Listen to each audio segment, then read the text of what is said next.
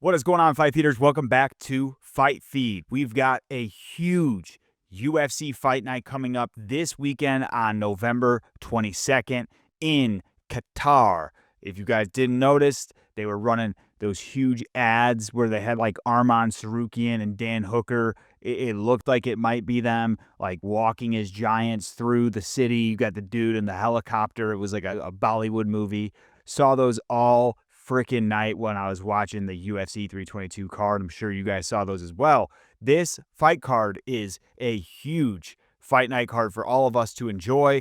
There's some new talent coming into the UFC here on this card. Several fighters that have not fought yet in the UFC, but look to bring quite a bit of competition in these fights. You got Arman Tsarukyan making his actual return here. It's been an entire year in 2025 where he has not fought yet. Finally getting a scrap in with Dan Hooker. Also been out the entire year. Should be a fun fight. And then in addition to that, guys, we got the return of Mincy Betts Orobai, as you guys know I like to call him. We got Jack Hermanson jumping down a weight division. We got the return of Ian Machado Garry going up against Belal. Remember the name? Muhammad. Sorry, couldn't remember the name for a second there. And then we got Jamil Garcia versus Sergei Spivak. These are just a few of the fights on the card. You also got a high-level matchup between Kyoji Horiguchi and Tagir Ulanbekov. That should be a fun fight. Tons of fun fights. We got Abdul Rahman Yakhyaev. He is actually coming off of Contender Series, who got a big KO on Contender Series, and now he's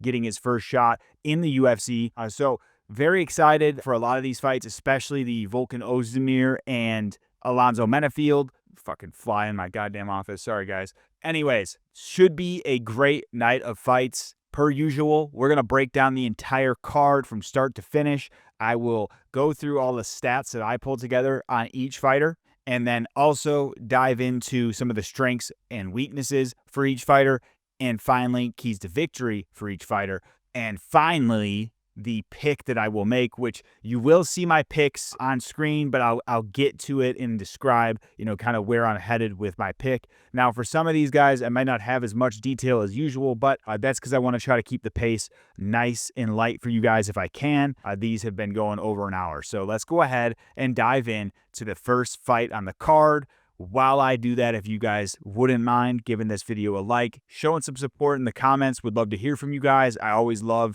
getting in back and forth debates or just hearing your guys' perspective as fans. So please comment below, show some love, and let's dive into the first fight on the card. All right, guys, first fight of the night is in the heavyweight division. We've got Marek Bujło versus Denzel Freeman. Bujło, 32 years old, 6'4" with a 78-inch reach, 78.3-inch reach, a 6-0 professional record, 0-0 in the UFC. Marek has 3 of his 6 wins by way of KO, a 50% KO rate. 3 of his wins by way of submission, a 50% submission rate, giving this man a 100% finishing rate. We love to see it. As I mentioned, 0 losses for Marek, so you're going to see those weird-ass div things because, how Excel can be. He's got 0 losses, so nothing to call out there. Taking a look at his last 4 fights, he had wins over guys that I don't personally know, of course. And I will say, guys, this is kind of going to lead into my pick for this fight, but Marek's previous competition is pretty lackluster in terms of their overall records and just overall experience. So although on a 6-fight win streak, he's doing very well, a lot of these guys are not super high level based on what I have seen, okay? Jumping into Denzel Freeman, he is 34 years old, 6'2" with a 77.5-inch reach, 6-1 as a pro, 0-0 in the UFC because he is also a debutant come this Saturday. Denzel's got 4 wins by way of KO, a 67% KO rate, 1 win by way of submission, a 17% submission rate, and 1 win by way of decision, a 17% decision rate, giving Denzel an 83% finishing rate overall. Still a very high finishing rate. Love to see that. Now, looking at Denzel's losses, he's only lost 1 time in his career, and that was by way of a decision. So he's never been finished in his professional career thus far. Taking a look at his last few fights here, he got a win over Hugo Cunha, which actually was he fought for the belt in LFA and actually beat the belt holder, who was Hugo won the belt over him. He also got a win over Steven Asplund, who actually just won a contract in a statement winning performance on Contender Series this past year. So just right there, I could call out that it seems to me that Denzel Freeman has had some higher level guys, especially higher level talent that he's gone in there with and also been able to either finish or get a win over. So definitely love to see that. Previously, he lost to Isaiah Pinson, which was a split decision loss, I believe. And prior to that, a win over Raiden Kovacs. Jumping into the strengths, weaknesses of both these fighters. So Marek is going to have that standard, busy boxing style. Obviously, he's a Polish fighter, I believe. So he's going to have that tight high guard, the clean boxing that you'd expect to see from a Polish boxer. Also has some solid leg kicks. Some of his weaknesses, from what I've seen, he at the heavyweight division can tend to have a bit of a reach disadvantage from some of his opponents. Not something that is mentionable really for this fight, given that he has a longer reach than Denzel, but he is also very hittable in some of the exchanges that I've seen him get in his different fights that he's had. Slower footwork when he's trying to move laterally as well, and also a very limited wrestling offense. Another weakness to call out that I've already somewhat mentioned to you guys is I feel like Bujło has not had super high level talent that he's gone up against. Like a lot of the guys that he's fought have, either losing records or just not only a losing record, but a very minimal record in and of itself. Whereas at least with Denzel Freeman, you're seeing more, higher level guys that are either already entered the UFC or had a belt in the other organization. The path to victory for Bujło, in my opinion, is just closing that distance, chewing up that lead leg with those solid leg kicks that he has. He needs to kind of mix those combos up. Bujło's best bet is getting Freeman on the back foot, using his jab and those lead leg kicks to, chew away at Denzel Freeman and give him really no area to go. If he can get his back against the cage with that constant boxing pressure that he brings, I think he should mix in the jab to the body, jab to the head combos, and potentially just try to force those pocket exchanges when he can, potentially catching Denzel Freeman. This is a heavyweight bout, so you never know how it's going to go, but those are the path or keys to victory that I see for Bujło. Looking at Freeman, on the other hand, this is a guy who has very solid, straight punches, very solid boxing fundamentals with the very sharp jab, very sharp straight right. Also uses a solid teep kick or low kick on his different opponents that he's had, which allows him to not only get space, but it creates those openings on the feet as well, because he's able to kind of mix in from hey, if I can feint to the body, now I can go to the head. He also has some solid clinch frames and knees in the clinch, along with a solid takedown defense. I think that's just continuously getting better over time. Some weaknesses for Freeman is that a lot of times he can kind of back up in straight lines rather than moving laterally, which is not going to be something that he wants to do, especially with a guy in Bujło who's going to have that boxing pressure from start to finish. I also think that he'll have lower output at times, which, could be a gas tank issue potentially, which you don't really want to see here. Defensive lapses too when he is fatigued. He obviously lets those hands drop, leaving him open on the feet. I think the path to victory for Freeman, in my opinion, is utilize that teep kick that he has, that he uses very well, to try to keep that range. Obviously, there's not a significant difference between these two in terms of reach, but I think if Freeman can keep Bujło at bay with the teep kick, he can also line up some of those solid jab straight combos, the 1-2 down the pipe. I think if he can land some of those, potentially also, force some of the grappling if he needs to. And I think if he can also try to not blow the wad, if you will, early on, knowing that this is a 3-round fight, I think if Denzel Freeman can, withhold some of that gas and push heavier as the rounds go on, assuming that he's able to survive, I think that his best bet could also be trying to melt the pressure fighter in Marek Bujło later on in the fight. Now, overall, guys, just based off of, like I said before, I feel like the level of competition Denzel Freeman's gone up against, he fought for a belt in LFA, I think it's just a bit more advanced than that of Bujło. Now, heavyweight division, I could be wrong, but I see Denzel Freeman getting a pretty close decision win here. Even though this is a heavyweight fight, I don't know if he will be able to find the finish, and I also don't know if Bujło will be able to finish him. Both these guys have never been finished, so it could be one of those fights where, we just get shown the night of, right? Who's got the better striking. But overall, I think I can see Freeman, just based on his experience, being able to edge out a decision in this one over Bujło. That is my pick. I'm going with Denzel Freeman. All right, guys, fight number 2 on the card. We've got Saygid Izagakhmaev versus Nicolas Dalby. Saygid is 31 years old, 6'1", doesn't have his reach listed, as you guys know, for whatever reason. Like, Tapology never has the fucking reach for guys for whatever reason. Don't understand it. But 22-2 as a professional, 0-0 in the UFC because he has not fought yet in the UFC. He has 4 wins by way of knockout, an 18% KO rate. He has 12 wins by way of submission, a 55% submission rate, and 6 wins by way of decision, a 27% decision rate, giving Saygid a 73% finishing rate overall. When we take a look at his losses, he's got a pair of losses, a 1 by way of submission at 50% and 1 by way of decision at 50%. His last 4 fights, he's got a decent win streak here, in 4-0 in his last 4 over, fighters that obviously are not very name recognizable, if you will. Now, Nicolas Dalby, on the other hand, 40 years old, 5'11", 74.5-inch reach. This is, as I probably didn't mention before, a welterweight bout for 170 pounds. Dalby is 23-6 as a professional, 7-5 in the UFC. Dalby has 7 wins by way of KO, a 30% KO rate, 4 wins by way of submission, a 17% submission rate, and 12 wins by way of decision, a 52% decision rate, giving Dalby a 48% finishing rate overall. Taking a look at Dalby's losses, he has 1 loss by way of KO, and that actually came in his last bout up against Rude Boy Randy Brown, who caught him and starched him out back in April. His other losses are all by way of decision, giving him an 83% decision loss rate overall. Last 4 fights for Mr. Dalby. He's on a 2-fight losing streak, got KO'd by Randy Brown. Before that, lost to Renat Fakhretdinov.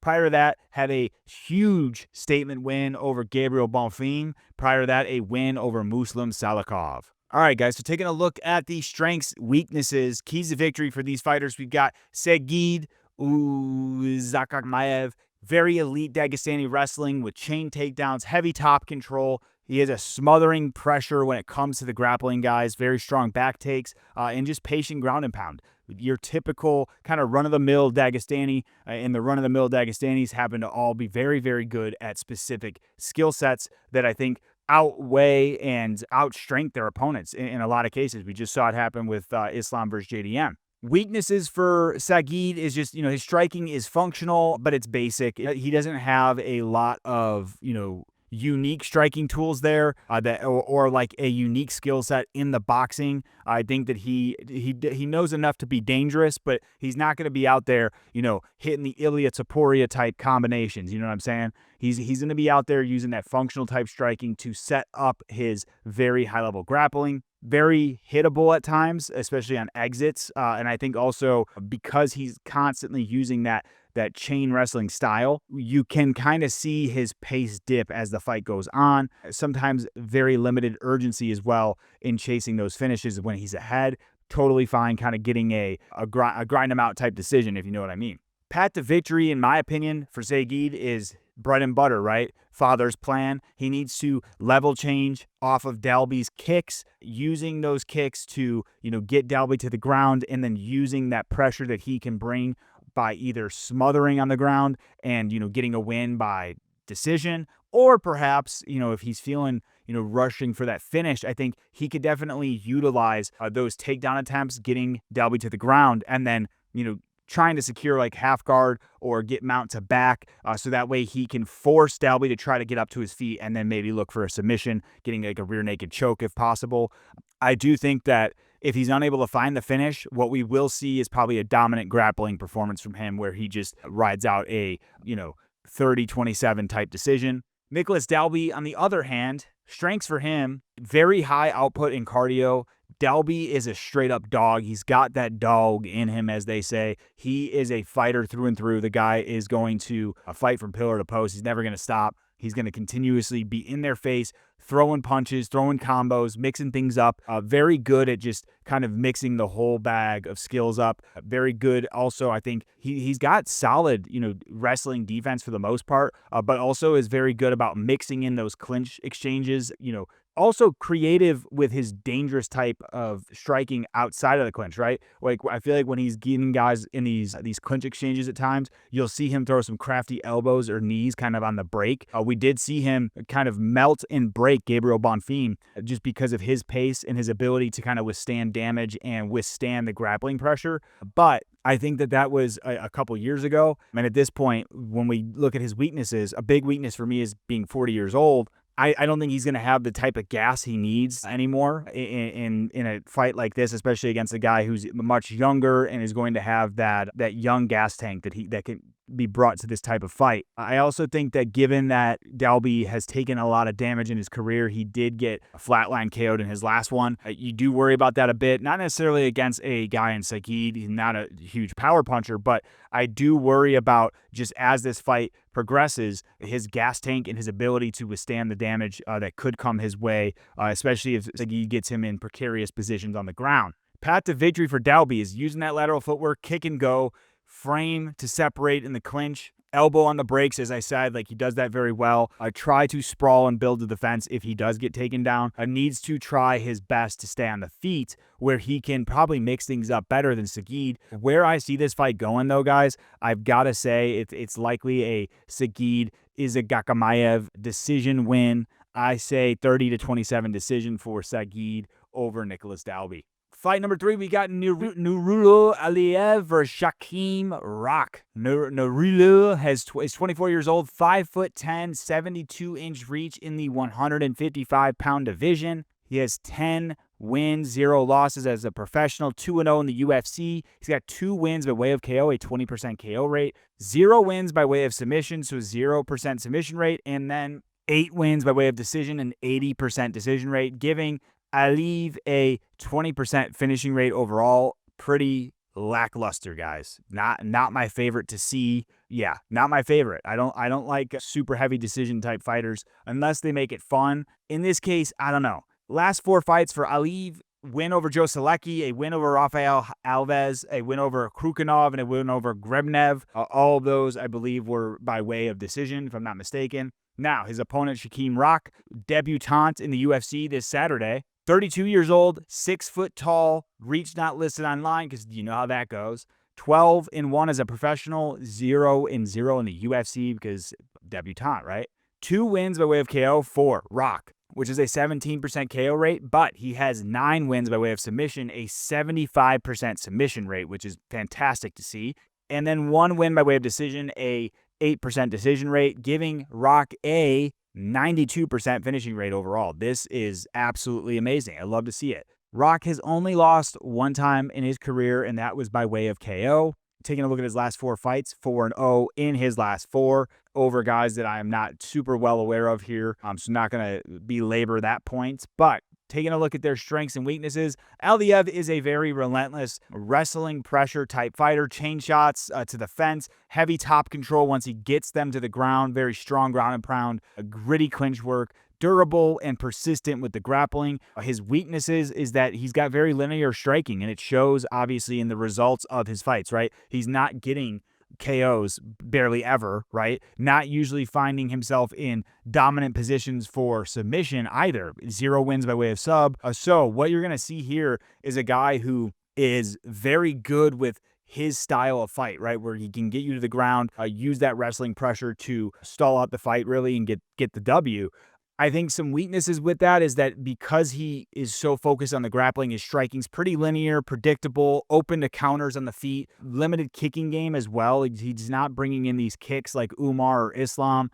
He's definitely kind of lacking in that area. Also can stall in half guard, right? When he gets guys in half guard, he'll stall there and just not even really look for damage. It's just more of a control type of performance from him, right? Just lay on top, get that win by way of decision. His key to victories here is just crowd Rock the entire time, get him to the fence, just constantly show those level changes, right? Try to get the ground to the floor or the mat where he feels comfortable, where he can get all of those moments of control. I do think that Aliev's got to be very cognizant, though, that Shaquem Rock obviously has quite a bit of submission game that he can, use or utilize in this matchup. So he's got to be careful, getting into too many exchanges on the ground, which I feel like we're going to see a typical performance from him where he's not super active in trying to get a finish, but we shall see. Shaquem Rock, he's got a fast, mobile kickboxing style, a very elusive on the feet at times, snappy jab and cross. He's got good counters, good calf kicks, good body kicks at range. So I think that he can mix things up a lot better on the feet. Also, pretty creative with his knees and strikes up the middle, especially on those who are shooting takedowns. He's got a solid first layer takedown defense as well, but that has yet to be tested against someone who is, UFC caliber. Weaknesses for Rock, from what I've seen, he can be squared up when pressured, defensive grappling, kind of lags once he gets grounded. He doesn't really have the best off his back, really. Like once he gets put to the ground, he is not someone who's usually able to find those types of submissions, if you will. Now, he obviously has submissions on his record, some from the back as well, but I just think when you consider the type of pressure we're talking about from like a Dagestani style wrestler, I just don't know how he'll be able to handle that. Path to victory for Rock is staying away from Aliev's, ground game, staying away from Aliev, getting him to the ground and holding him there. He needs to do his best to keep the lateral movement, staying away from those wrestling or grappling attacks on the feet. Punish those entries when Aliev comes in with some of those creative shots if he can, like knees or an elbow up the middle. But I don't want to see him overcommit to something like that where it will keep him open from a takedown perspective, where Aliev could get that takedown. Guys, I would love to see Shaquem Rock get a win here, given I think that I am going to be a bigger fan of his style, given he's more of a finisher. But the way I see this one going is Aliev just, implementing his game plan. I think Rock may have a little bit of success in moments, but I can see Aliev just getting a solid, unanimous decision with that grappling. So that is who I'm going to go with to get it done. I will be rooting for Rock to get this one done because I like to see a guy go out there and get a finish. So my pick is Aliev. Fight number 4 on the card, we got Ryan Loder versus Ismail Naurdiev. Now, Ryan Loder, 34 years old, 6'2" with a 76-inch reach in the UFC middleweight division. He is 7-2 as a pro, 1-1 in the UFC. He's got 5 wins by way of KO, a 71% KO rate, 0 wins by way of submission, 0% sub rate, which is kind of surprising to me. 2 wins by way of decision, a 29% decision rate, giving Ryan Loder a 71% finishing rate overall. Ryan Loder's got 1 loss by way of KO. It actually happened in his last outing, giving him 50% of his losses by way of KO. And 1 loss by way of decision, a 50% decision loss rate. Last 4 for Mr. Loder, he is 3-1. He lost to Azamat Bekoyev in his last outing. That was in the Iowa card. He got KO'd, unfortunately. I did pick against him there because I think Bekoyev has a unique ability to grapple and strike. And so I thought that would be a way to nullify Loder and probably just smother him with offense, and that's exactly what happened. But prior to that, we saw Ryan Loder get a huge win over Robert Valentin, where I think he got a TKO win for the Ultimate Fighter, and then a few wins prior to that, and obviously he had some wins on Ultimate Fighter that aren't shown here. Now, Ismail Naurdiev, 29 years old, 6 feet tall with a 74-inch reach, a 24-8 professional record, 3-3 in the UFC, 12 wins by way of KO, a 50% KO rate, 6 wins by way of submission, a 25% submission rate, and 6 wins by way of decision, a 25% decision rate,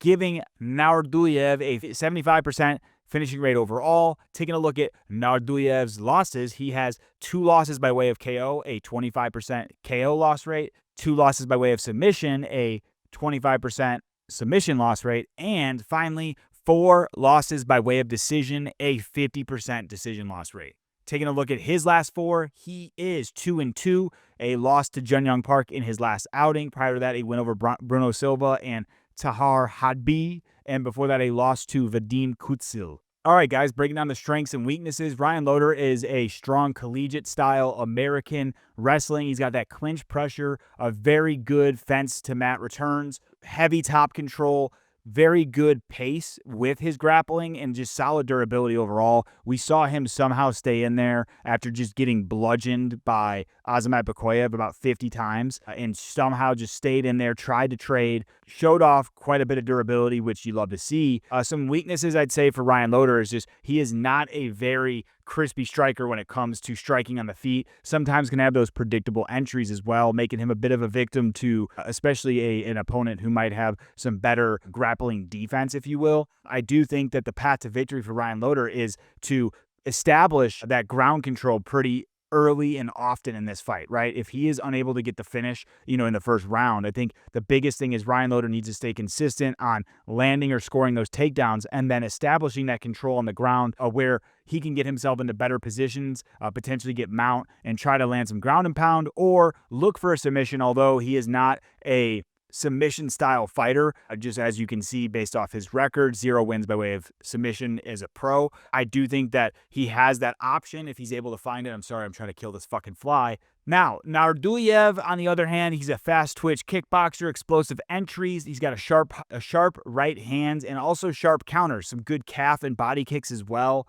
Decent grappling defense, but guys, where I would call out Naurdiev, he actually has shown some lackluster takedown defense. If you go and look at, a lot of his fights, he seems to get taken down quite a bit. His takedown defense is above 70%, but he does get taken down quite a bit. Got taken down by Jun Young Park, got taken down in other fights that he's had in the UFC. So I just don't know how well he'll be able to adapt to that constant forward pressure and collegiate wrestling style that Ryan Loder brings. Ryan Loder's going to be the bigger guy here too. Naurdiev actually used to fight at welterweight, I believe, and has, recently moved to middleweight. So I don't know where that is going to stack up for him, especially in going up against a guy who's going to be a little bit older and just also bigger, 6'2", a longer reach. I just feel like, guys, in this fight, I know Ryan Loder is not, I don't think he's actually a favorite. I think a lot of people are going the opposite way, but the way I see this one going based off Ismail Naurdiev's fighting style, I feel like Ryan Loder is going to be able to find success getting some of these takedowns. I can see Ryan Loder getting a decision win here over Naurdiev, especially if he's able to establish that grappling early. So that is who I am going with to get it done. Now, Naurdiev has every opportunity to potentially catch Ryan Loder and actually put him out cold. So if you are feeling that type of way, I wouldn't shake my fist at you, if you will, but I do think that Ryan Loder is probably likely to have more success in this fight with that grappling than he did against Bakoyev, because I do think Bakoyev brought a unique set of grappling skills himself to where he was able to completely nullify the grappling threat Ryan Loder had in that fight. So as you can see, my picks Ryan Loder by way of decision. Fight number 5, we've got Bezkat Almakan versus Alexandre Topuria. Guys, this one could be a very fun fight. I'm excited for this one. Bezkat is 28 years old, 5'7" with a 68-inch reach. He is 12-2 as a pro, 1-1 in the UFC. He has 10 wins by way of KO, a 83% KO rate. You fucking love to see this, especially in bantamweight, guys. Sorry, I didn't put that in there. This is a bantamweight fight, 135 pounds.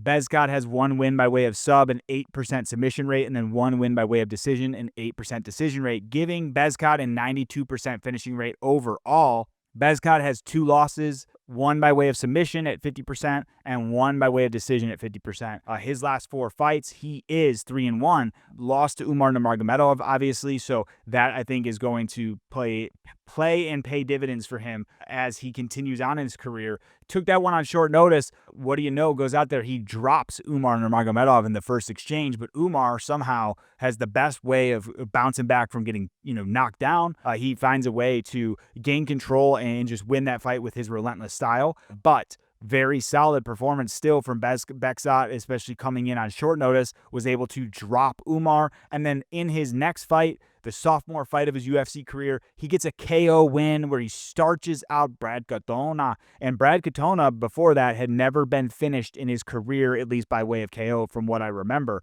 But he starched Brad Katona out cold with a nasty uppercut. This guy has power in the hands. If his 83% KO rate at 135 pounds didn't tell you enough already. Alexandre Topuria, obviously the brother of Ilia Topuria. Sorry, guys. I wish I had the Ilia Topuria hand speed. This fly would fucking be dead already. Alexandre Topuria is 29 years old, 5'7" with a 68-inch reach. He is 6-1 as a pro and 1-0 in the UFC. Topuria has 3 wins by way of KO, a 50% KO rate. He has 2 wins by way of submission, a 33% submission rate, and 1 win by way of decision, a 17% decision rate, giving Alexandre an 83% finishing rate overall. Very solid from him as well. Topuria has 1 loss, and that was by way of KO. He is a little bit different from his brother because, Aliev is completely undefeated, but 1 loss by way of KO, and taking a look at his last 4 fights, he is 4-0. He got a big win over Colby Thickeness in his last outing. Bastard. I feel like I'm in that Breaking Bad episode where they're trying to kill a fly the whole fucking time. Damn thing. So, guys, when I take a look at their strengths and weaknesses, Beksat has very aggressive pressure, especially on the feet, super fast hand combinations, heavy calf kicks. I feel like every strike that Beksat throws is with fight-ending intention. He is very good when it comes to the boxing on the feet. The way he was able to land an uppercut and just starch out Bracketona, you love to see that. And I think that he is the type of fighter where he has that power that could change the course of the fight just based off if he's able to land. Now, some of his weaknesses, I think at times he can be a bit overzealous with his hands, bit too much pressure at times to where he leaves himself open, whether it be for counters or he overextends his punches, giving him less ability to defend a takedown or defend the offense coming from his opponent. Sometimes when you consider that, his takedown defense can also be very limited when it comes to that chain style grappling or wrestling. And then also, he, obviously at times he's advancing straight forward, just leaving him open on that center line to get cracked. Path to victory for Beksat is, 1,000%. It's going to be keeping Topuria uncomfortable on the feet. He needs to keep Topuria on the back foot. I think he needs to advance the entire time. He's got to push that pace, attack the legs, I think, of Topuria as well. He doesn't want to give him that the ability or opportunity to move as much as he would like to, because that's what's going to set up that kill shot if he's able to land it on the feet. I also think he might want to stay away from mixing level changes just because I feel like Topuria is going to bring a different level of grappling to this matchup. So I think his best bet is landing the bigger shots in damage on the feet, trying to hurt Topuria. If he's unable to find a finish on the feet, his best bet would be just continuously staying on that pressure, staying on the feet, not letting Topuria get any type of takedowns, and just landing those bigger shots and having more volume if possible. Now, Topuria, on the other hand, guys, very sharp boxing fundamentals. He is a Topuria, as you know. He's going to have that tight guard, heavy counters. Really love the body work from Alexandre in his last fight. Was able to throw some body uppercuts up the middle on Colby Thickeness. Really love seeing that. I also think he's going to have very strong clinch trips, solid top control on the ground. Also very good with those opportunistic submissions, a very high-level grappling from both Topuria brothers, as we've seen. Weaknesses for Alexandre, he does not possess that one-shot power that Ilya possesses, guys. He just doesn't. I don't know if it's like a genetic thing or he just does not have that type of power. We've seen Ilya just starch people, ragdoll them out cold. I also think he can have a lot lower output when he's pressured. I feel like against Colby Thickeness, he did not have the best showing that he could have in that matchup, in my opinion, just because he was a bit slower and less volume as the rounds went on. I think he allowed that fight to kind of slip away from him a bit. He did win, but it just slipped away, I feel like, when he probably could have staked his claim a bit more in that matchup. And Colby took that fight on short notice, too. So that is something you have to remember as well. I think the path to victory for Topuria in this matchup, guys, is control the range with his jab, use that clean boxing. He needs to find those counters on the feet where he can make Beksat pay when he's overextending on his punches, and use that, not only the striking, but his ability to grapple, finding those opportunistic moments where Beksat might be overextended or might be too overzealous with the pressure, and make him pay with either the striking or grappling, whichever he feels comfortable with. Overall, guys, in this matchup, a lot of people are locking in Topuria, and I was going to as well based off the name. But in my opinion, guys, Beksat has twice as many professional fights as Alexandre. He also has gone in there against one of the best that we've seen in Umar Nurmagomedov. I just feel like Alexandre, just based on his game, now he's not his brother, right? They're both good, but Ilya is a different level, and I just don't think that Alexandre is going to have those moments like we would see Ilya have. I feel like in this matchup, it's actually favoring Bekzat, in my opinion, based off his experience being in there with Umar Nurmagomedov, just having more professional fights in general. He's also got more UFC fights by one, but regardless, I think he's just gone up against some tougher talent. He's been in there with guys who can mix it up a bit more, and I think he'll be prepared for what Alexandre brings to him, whereas I think Topuria might be a bit surprised by that pressure and power that Bekzat brings to the octagon. Now, I could be dead wrong, and we could see Topuria live up to his brother and get a KO here, but I feel like Bekzat is primed to potentially hurt Topuria on the feet, maybe get a finish by way of KO, or potentially just land with damage early on and win by way of decision. I'm not really sure which way I see it going, but I would argue that Topuria, although not having a ton of experience, probably be able to stay away from being finished in this matchup. So I'll say Bekzat by way of decision. And the next fight on the card, we've got Kyoji Horiguchi versus Tagir Ulanbekov. Kyoji Horiguchi is 35 years old, 5'5" with a 65-inch reach. He is 34-5 as a professional, 7-1 in the UFC, 15 wins by way of KO, 44% KO rate, 5 wins by way of submission, a 15% submission rate, 14 wins by way of decision, a 41% decision rate, giving him a 59% finishing rate overall. Horiguchi's lost 2 times by way of KO, 40% of his losses. He's lost 1 time by way of submission, 20% of his losses, and 2 times by way of decision, 40% of his losses. His last 4 fights, he had a win over Nakazamulo Zulu. Prior to that, a win over Sergio Pettis, which is a very solid win there. Prior to that, a win over Makoto Shinryu. And prior to that, a no contest versus Makoto Shinryu. Now, Tagir Ulanbekov, 34 years old, 5'7" with a 70-inch reach. He is 17-2 as a pro, 6-1 in the UFC. He has 1 win by way of KO, a 6% KO rate. He has 8 wins by way of submission, a 47% submission rate, and 8 wins by way of decision, a 47% decision rate, giving Ulanbekov a 53% finishing rate overall. Tagir Ulanbekov has 2 losses as a professional. Both of those losses came by way of decision. One of those was Tim Elliott. His last 4 fights, he is 4-0. I will say, I think Clayton Carpenter won against Tagir. Tagir didn't do jack shit to Clayton Carpenter. Clayton Carpenter was more active, on the back, landed more strikes and significant strikes off his back than I saw Tagir land in that entire fight. But you know how it goes. In this matchup, guys, what is interesting is Kyoji Horiguchi is kind of a mixed bag of skills. He brings so much experience to this matchup specifically, being a 34-5 fighter, was previously in the UFC, of course, and left and has been in different organizations, but now he's coming back. And I feel like this is a prime matchup for Tagir Ulanbekov to have a very tough outing, given that Kyoji is so well-rounded in all of the aspects of the game, whether it be the grappling, whether it be the striking. I feel like in this matchup, although Tagir has a way of wet blanketing guys, and I mean that with the utmost disrespect, because I do think in recent fights, outside of the Cody Durden and Nate Maness, Tagir Ulanbekov has had some very lackluster, boring performances this year. It's just rinse and repeat, lay on top, try to land some rabbit punches, get the decision win.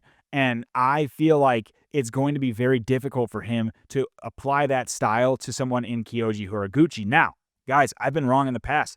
I said this about Renat Farakhdinov. I didn't think he had any chance of beating Bane. He went out there and starched him out cold. So I might have a weird situation where Tagir somehow gets a KO here. Probably not, though. I feel like the way this fight will end up going is Kyoji Horiguchi is going to be too much for Tagir Ulanbekov. I don't see Kyoji getting a finish over him, but I see him getting a decision win. A lot of decision wins on this card is what I'm seeing.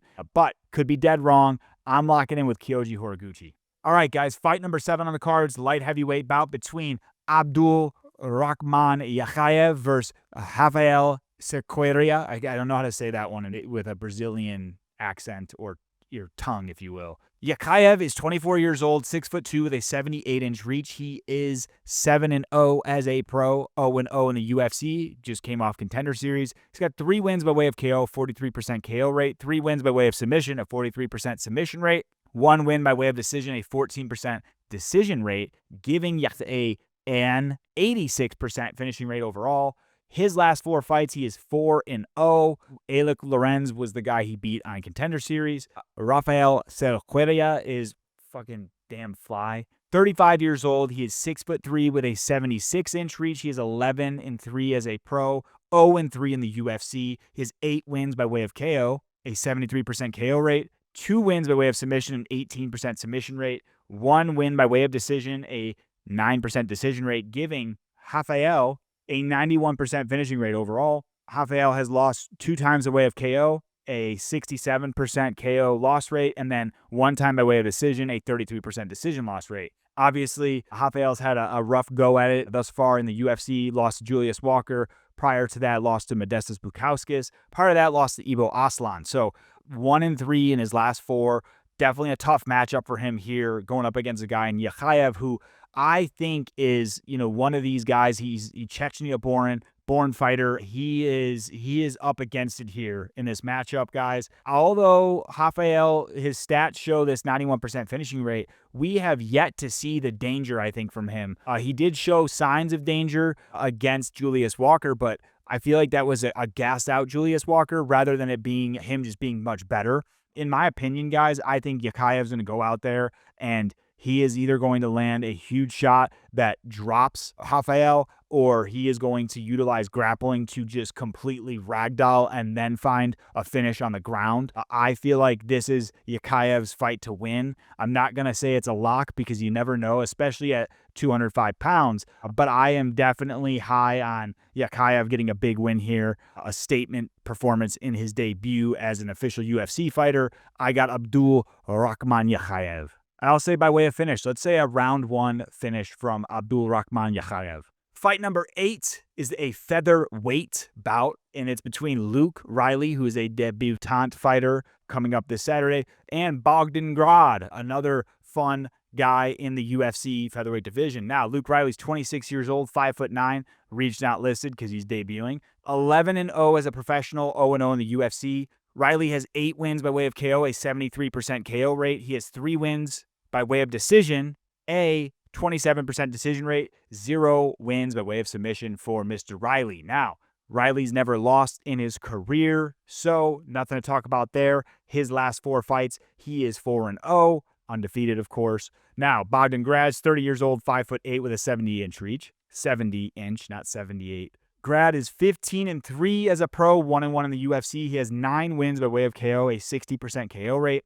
3 wins by way of submission, a 20% submission rate. 3 wins by way of decision, a 20% decision rate, giving Bogdan Grad an 80% finishing rate overall. Bogdan has 1 loss by way of KO and then 2 losses by way of decision. So 33% of his losses by KO and 67% by way of decision. Looking at his last 4, he is 3-1. Last fought Muhammad Naimov, who beat him by way of decision. Prior to that, 3 solid wins over several guys in the UFC there, or one of those guys was UFC and the others were Contender Series. He did get a win over Michael Oswell, which was a pretty good win and it aged well because I think Michael fights out of the Joshua Van camp, if I'm not mistaken. Now, guys, in this matchup, you've got 2 guys who definitely like to stand and bang and throw them things on the feet. Now, Luke Riley has got very crispy technical striking. Bogdan Grad has a bit more of that marauder type style, tries to walk guys down. Almost like if I were to compare Bogdan Grad to another fighter, he'd be like the featherweight Gustafsson, and I'm not talking about Alexander, I'm talking about Bane Gustafsson. Very similar in the ability to just kind of mix things up on the feet, really just relentless pressure, power on the feet, try to land on the opponent and hurt him, and then, mix in the grappling if he needs to, but it's not like that's his bread and butter or his go-to. I think his go-to is keeping things on the feet. Now, Luke Riley, guys, in this matchup, I do favor Luke Riley just based off of, although he's not in the UFC, he's coming out of Cage Warriors, which, as you guys know, is a very prestigious regional type fight promotion where you've got guys coming off of Cage Warriors like, I'm pretty sure Loner Kavanaugh came off there, Paddy Pimblett, Ian Garry, all had experience fighting in that type of promotion where I feel like your typical regional promotions, you're going to see guys that are way less experienced. I feel like Luke Riley's been in there with a lot more experienced guys than you would expect. And I think that his ability on the feet, especially training with the likes of a Paddy Pimblett and some of these other very talented prospects coming out of that gym, Shaquem Rock as well,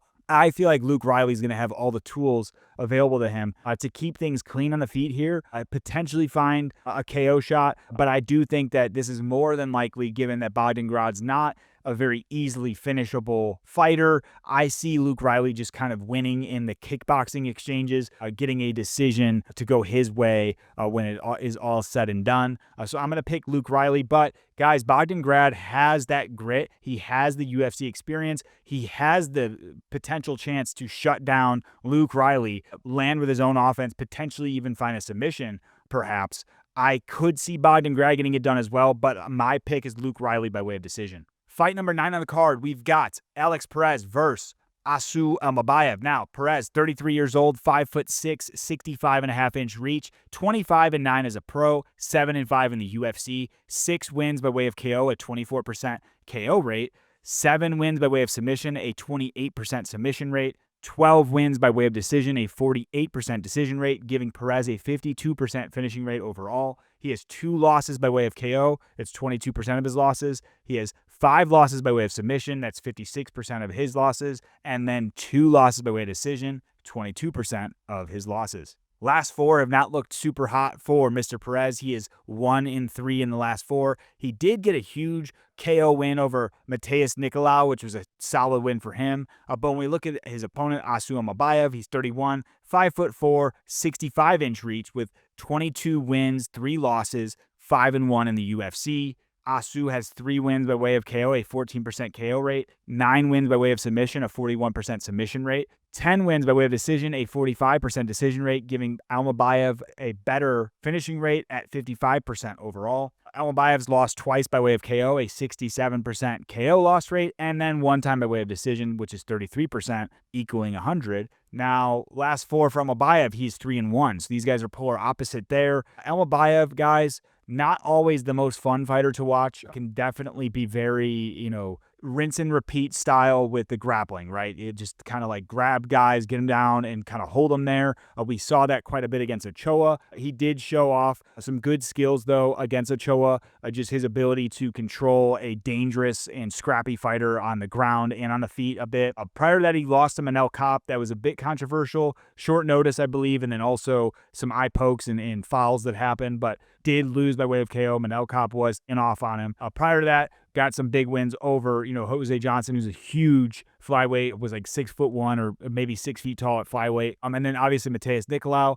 I think that the way this fight goes, guys, I did originally almost pick Perez because Perez has shown signs. Obviously, he fought Figueiredo for the belt in the past. Like, this guy has some good grappling chops about him, but not necessarily good grappling when it comes to defending submissions. More so just has that like folk or American wrestling style that can help him with some of those wrestling exchanges that Almabayev may bring. But I just don't see Perez being like so good in the striking or so good in any other area to where he'll be able to completely nullify or outweigh the game of Asu Almabayev. And so where I see this fight headed is I can see Perez having some success. Maybe he catches Almabayev.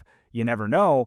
But I think ultimately what we're going to see is Asu Almabayev finding his way to the bread and butter, finding a way to get those takedowns, chain the wrestling, and get control on the ground, potentially going for a submission. But I definitely would see this fight hitting another decision here, just given the fight style that Asu Almabayev tends to bring. But I think if Perez makes it scrappy, we could see a super fun fight, high-level fight between these two. I've got Asu Almabayev. I'll be rooting for Perez, though.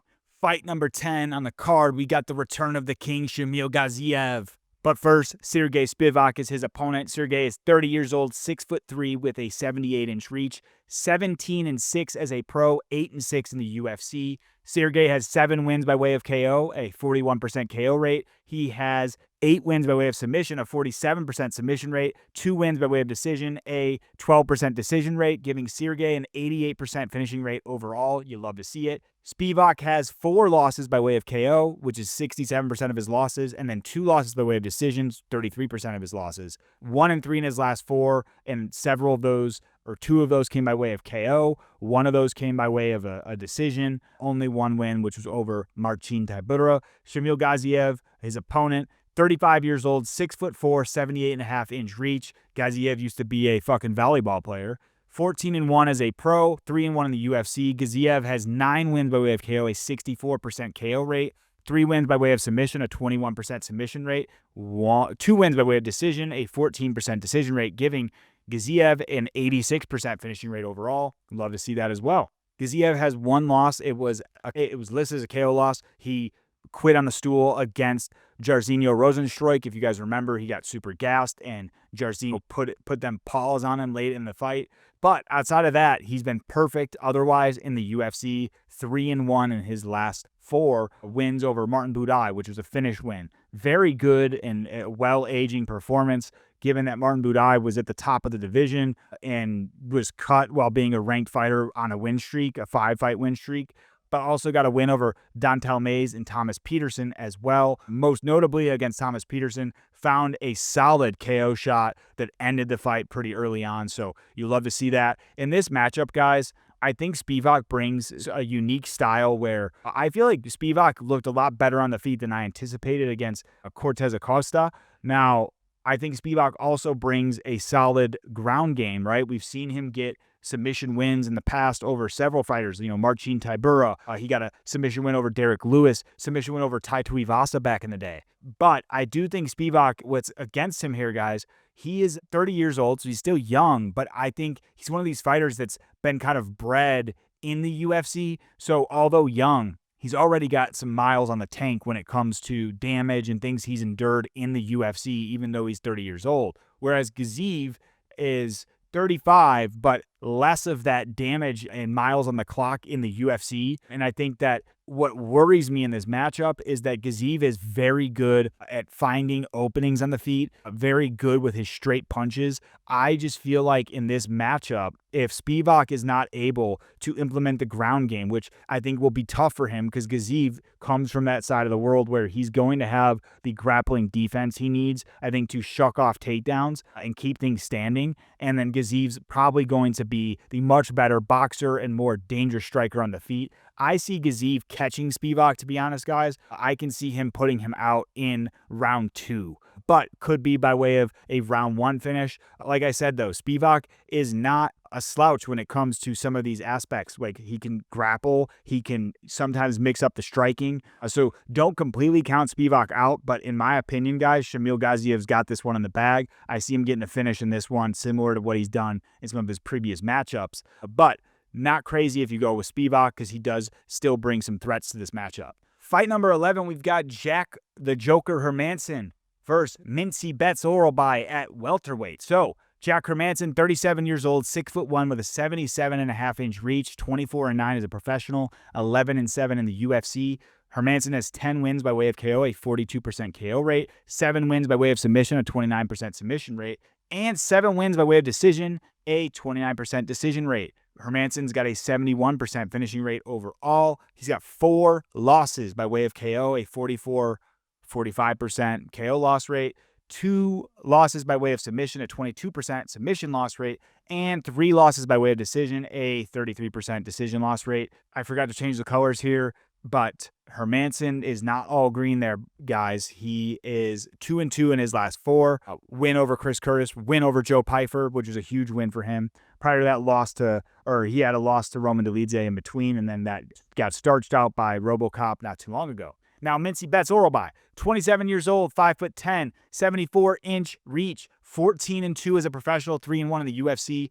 Orobai's got 6 wins by way of KO, 43% KO rate, 6 wins by way of submission, a 43% submission rate, 2 wins by way of decision, a 14% decision rate, giving Mincy Betts a 86% finishing rate overall, which you love to see at welterweight. Mincy Betts has 2 losses in his career. Both came by way of decision. One of those pretty recent against Raumbetsky. Now, his last 4 fights, he is 3-1. And guys, the biggest call out here that I'm worried about, Jack Hermansson's a great fighter. Very good ability to wrestle and grapple, but also very good on the feet as well. Very technical, clean, striking. Was able to withstand the damage that Joe Pyfer was putting on him. And then ultimately outbox Pyfer at range and win the fight by decision, which was super, super huge win for Mr. Hermansson. Now, thing I worry about, guys, Hermansson's now dropping down to 170. He's probably fought at 170 much earlier in his career, but at 37, I do worry about this type of move. He's going up against a guy a decade younger, dropping down likely because he probably felt outpowered, outsized, coming off that Joe Piper fight and then the RoboCop fight. In my opinion, guys, although Hermansson's a great fighter, I just see Mincy Betts having all the advantages here, given that he's the younger guy, used to this weight class. Hermansson's going to have a size advantage, but the thing I worry about, guys, is his ability to withstand and have durability after cutting weight. He wasn't like a tiny middleweight, so I just don't know. I'm not sold on how that's going to look for him in terms of cutting all that weight and then going up against a killer in Mincy Betts. So the way I see this one going, guys, I see Jack Hermansson putting on a good fight while he is able to hang in there, but I do see Mincy Betts finding a finish here, probably in like round 2, I would say, potentially a KO or even a submission. I'm not really sure which one. If I had to flip a coin, I'd say he probably finds a KO over Jack Hermansson in round 2, and that is going to be my official prediction for Mincy Betts oral bye. Fight number 12, it's a fight in the light heavyweight division, 205 pounds. We got Volkan Ozdemir versus Alonzo Menafield. Ozdemir's 36 years old, 6'2" with a 75-inch reach. He is 20-8 as a professional, 8-7 in the UFC. Ozdemir's got 13 wins by way of KO, a 65% KO rate. He's got 2 wins by way of submission, a 10% submission rate, and 5 wins by way of decision, a 25% decision rate, giving Volkan a 75% finishing rate overall. Volkan's been finished 2 times by KO, 2 times by submission, 25% in each of those categories. The other 4 losses of his career came by way of decision, giving him 50% of his losses by way of decision. Last 4 fights for Volkan Ozdemir. Forgot to change the color. Sorry about that. Lost to Carlos Ulberg. Prior to that, a win over Johnny Walker and a win over Bogdan Guskov. And then before that, a loss to Nikita Krylov. So 2-2 in his last 4. Alonzo Menafield, 38 years old, 6 foot tall with a 76-inch reach, 17-5 as a pro, 10-5 in the UFC. Menafield's got 9 wins by way of KO at 53% KO rate, 4 wins by way of submission, a 24% submission rate, and then 4 wins by way of decision, a 24% decision rate, giving Menafield just 1% higher than Mr. Ozdemir, a 76% finishing rate overall. 3 losses for Menafield came by way of KO, 60% of his losses overall. Then 2 losses came by way of decision, the other 40% of his losses. Now, looking at his last 4 fights, also 2-2, but has built some momentum. Got a big win over a young strapping lad in Umar Sy, who was very highly touted to get the win there. Prior to that, a big win over Julius Walker, debuting, was able to just, withstand the damage and land some of his own shots, outgas Mr. Julius Walker. And then prior to that, 2 KO losses to Azamat Mirzakhanov and Carlos Ulberg. So this is an interesting matchup, guys, because I think Volkan Ozdemir has very clean, crispy, technical striking and boxing, very good at finding those KO blows when he strings these combos together. We saw the way he flatlined Looney Tune KO Johnny Walker, just really good at finding those strikes on the feet, but he's taken a ton of damage in his career. So although Menafield is primed to get caught by one of these pretty combinations that Volkan strings together, Menafield has all of the opportunity here as well, especially with confidence and momentum coming into the fight, to land a big shot on Ozdemir that could change the course of the fight overall. In my opinion, guys, although Ozdemir lost to Carlos Ulberg, it's a decision loss, he put up a good fight, and it was actually a much closer fight than I think lots anticipated.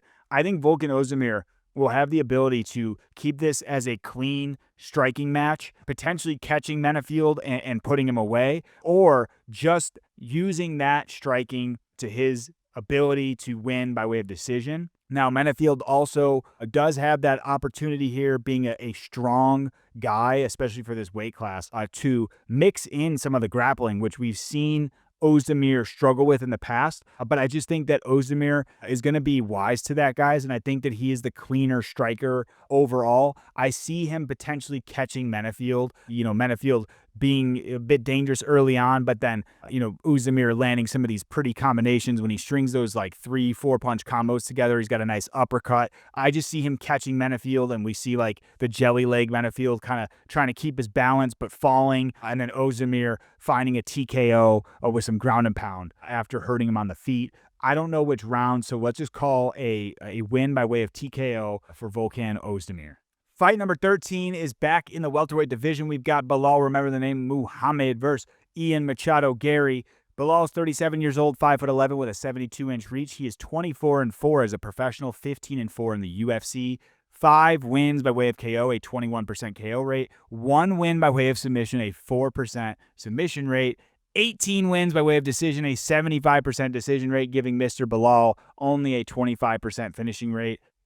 That's unfortunate, Belal. Come on, man. You were wondering why you didn't get the title shot. But former champion in Belal, very good fighter nonetheless. He has 1 loss by way of KO, which is 25% of his losses. 3 losses by way of decision, 75% of his losses. Obviously, shouldn't have all the green there. He did lose to Jack Della Maddalena, 3-1 in his last 4. Now, Ian Machado Garry, on the other hand, 28 years old, 6'3". It's actually Ian Garry's 28th birthday today, November 17th. So happy birthday, Ian. 74.5-inch reach, a 16-1 professional record, 9-1 in the UFC. Ian Garry has 7 wins by way of KO, 44% KO rate. 1 win by way of submission, a 6% submission rate. 8 wins by way of decision, a 50% decision rate, giving Ian Garry a 50% finishing rate. And then as far as losses, Machado Garry, a lot of people like MMA Joey never stop talking about.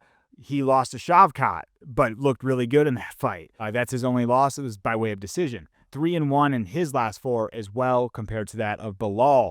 Now, when I break down these fights, guys, obviously, what's more shocking, Ian Garry beating Prates was a great win. I'm not the biggest fan of Ian Garry, but I will be the first to tell you, he completely out-kickboxed and outmatched Carlos Prates for 3 of 5 rounds, okay? Prates had no answer for the offense of Ian Garry, right? But last 2 rounds, a little shaky, right? And almost looked like we were going to get a Carlos Prates TKO win in the later rounds. But that skill set of Ian Garry is there, and it's very solid, especially for 3 rounds. To shut out Carlos Prates on the feet the way he did, very hard to do. Now, what's embarrassing, though, Belal Muhammad has more finishes than Ian Garry in his last 4, and he has a half of the finishing rate that Ian Garry has. So just consider that, right? Ian Garry started off his UFC career as one of my favorite fighters, and I think as he continued to kind of fight the upper echelon of talent, we saw these very lackluster split decision, skating to win type fights. And so because of that, I think a lot of fans have lost hype on him. But guys, I got to say, I fuck with Belal. This is the first time I would root for Belal against somebody. And I'm going to be rooting for Mr. Belal. He is from Chi-Town, which is where I'm from. And I'm going to root for Belal to get the win here. But I do think that Ian Garry is going to be too much for Belal. Not only the size, but Ian Garry is such an elusive and great striker, guys. He is very, very good at kickboxing. His ability to throw question mark kicks, throw just beautiful roundhouse kicks, very good straight punches as well. Ian Garry's also been one to bite down and get into firefights on the feet where he might get hurt but stays in there, finds the finish, like we saw against Sekinan Ko, whatever the guy's name is. I can't remember. It was early in his career, but Ian Garry, I think, poses a lot more threats. And also, I think him having the background and experience training with Charles Oliveira and Diego Lima, I think that Ian Machado Garry is going to get the win here. I see him winning by decision because Belal's not an easy guy to finish, but Belal did take a lot of damage in his last outing, so we could potentially see Ian Garry find a finish here. I do think Ian Garry needs a finish if he wants to stake his claim at potentially getting a title shot. I've got Ian Garry winning by way of decision. That's what I'm going to call. All right, guys, we are finally on to our last fight here, and it is between Arman Tsarukyan versus Dan Hooker. Arman Tsarukyan, guys, he's 29 years old, 5'7" with a 72.5-inch reach, 22-3 as a pro, 9-2 in the UFC. Tsarukyan has 9 wins by way of KO, a 41% KO rate, 5 wins by way of submission, a 23% submission rate, 8 wins by way of decision, a 36% decision rate, giving Tsarukyan 64% finishing rate overall. Tsarukyan's got 1 loss by way of KO, a 33% KO loss rate, 2 losses by way of decision, a 67% decision loss rate. Now, last 4, he did lose against the scale, unfortunately. That's besides the point. He's coming back. Before that, 3 wins, and in all seriousness, he's on a pretty big win streak. He didn't actually lose the scale, just having fun. Now, Dan Hooker, on the other hand, 35 years old, 6 foot tall, 75.5-inch reach, 24-12 as a pro, 14-8 in the UFC, has 11 wins by way of KO, 46% KO rate, 7 wins by way of submission, a 29% submission rate, 6 wins by way of decision, a 25% decision rate, giving Mr. Hooker a 75% finishing rate overall. Hooker's lost 3 times by way of KO, a 25% KO loss rate, 3 losses by way of submission, 25% submission loss rate, 6 losses by way of decision, a 50% decision loss rate. Obviously, taking a look at his last 4 fights, he is 3-1.